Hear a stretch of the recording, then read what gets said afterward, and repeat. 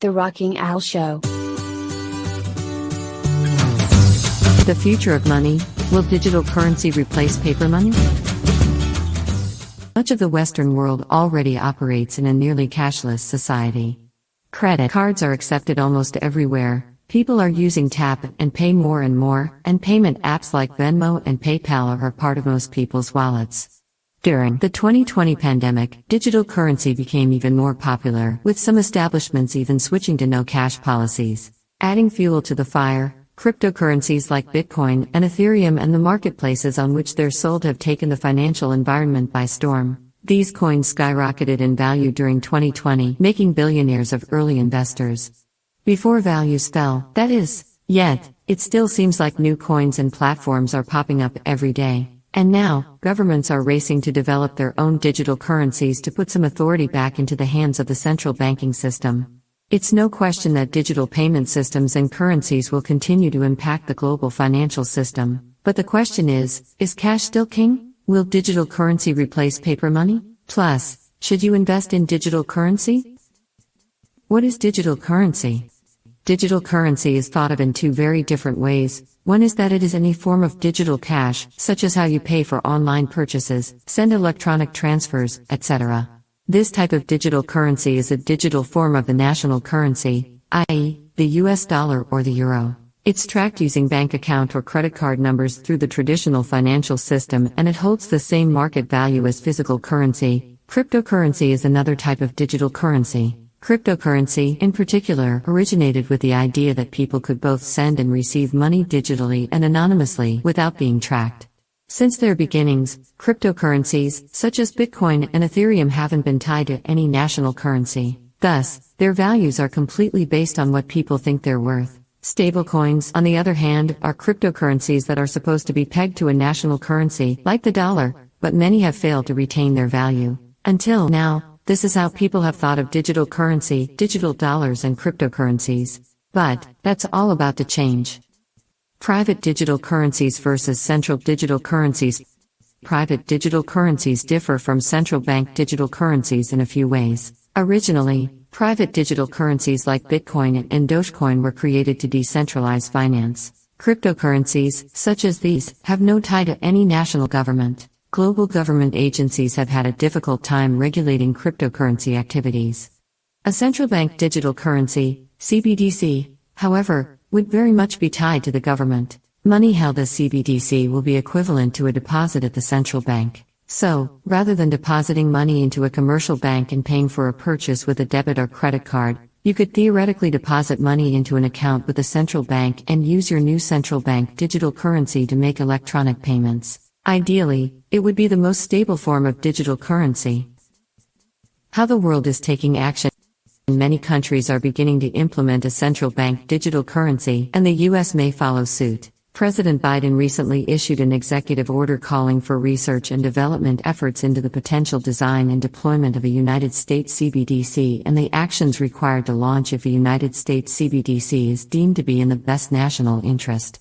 But it's not just the US. China and Europe are working on their own versions of digital money too. Why are central banks creating central bank digital currencies? A few big reasons are to limit the monetary risk posed by digital currencies and to regain some control over what has been the wild, wild west of industries. Central banks are responsible for the safety of the monetary system, and private digital currencies pose a risk to that safety. Let's explore some of those risks.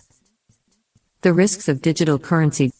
Digital money is relatively new. With anything new, there's always an inherent risk, but digital assets like cryptocurrency coins carry additional risks, including a high potential for theft and fraud and extreme volatility. Here's what you need to be aware of. Crime. Cryptocurrencies, in particular, have been the subject of a lot of fraud. Because they're held in a digital domain, they're somewhat insecure and vulnerable to talented coders and hackers who want to steal them. And once a digital currency is stolen, it's incredibly difficult to retrieve. In 2021 alone, tens of thousands of crypto scams were reported, resulting in losses of more than $680 million. And the number of scams is only expected to grow. Lack of control. One of the reasons central banks are researching their own digital currencies is that they have little control over existing digital money. Even digital payment apps like Apple Pay aren't under the government's authority. And crypto is a completely new realm with very little regulation. When you invest in crypto, your money isn't backed by any official institution. This means it's not protected against fraud, loss, or theft. Plus, cryptocurrency regulation could potentially harm the industry, leading to a devaluation of popular coins, which could crush investors. With a CBDC, though, digital money would be federally insured. Any CBDC holdings would be protected through the Federal Reserve. Not widely accepted. Unlike using a credit card to make digital payments, making purchases with cryptocurrency is highly impractical. While some merchants have started accepting coins as payment, the majority don't. And if you can't use it when it's worth something and it decreases in value, you could be in big trouble. However, if a digital currency backed by the central bank starts to circulate, more merchants may accept digital currencies. Even then, they still may choose not to accept crypto. Volatility. Since their existence, digital currencies have been incredibly volatile. No one knows whether they will go up or down in value, and most of them have no intrinsic value to peg them to. Their prices are based on speculation and hype. While extreme price swings may be the reason some people are drawn to invest in crypto, it's far too easy to lose everything. And rule number 1 of investing is don't lose money. This lack of financial stability is one of the key reasons why crypto is not for value investors. There are plenty of other types of investments that you can confidently put your money behind without the fear of losing it all. The benefits of digital currency. There are a few benefits of digital currency, though, and if these benefits outweigh the risks, it could mean a US CBDC is on the way. For one, digital money makes online transactions, cross-border payments, and consumer access to funds quick and easy. We already have access to faster and cheaper payments through current modes of digital currency, so what's different about a CBDC?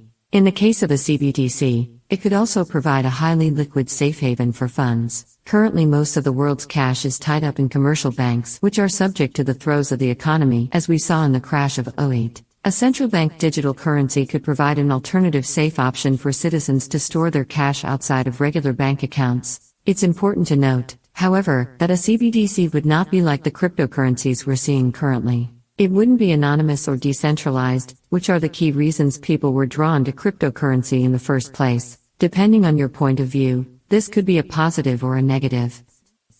Will digital currency replace paper money?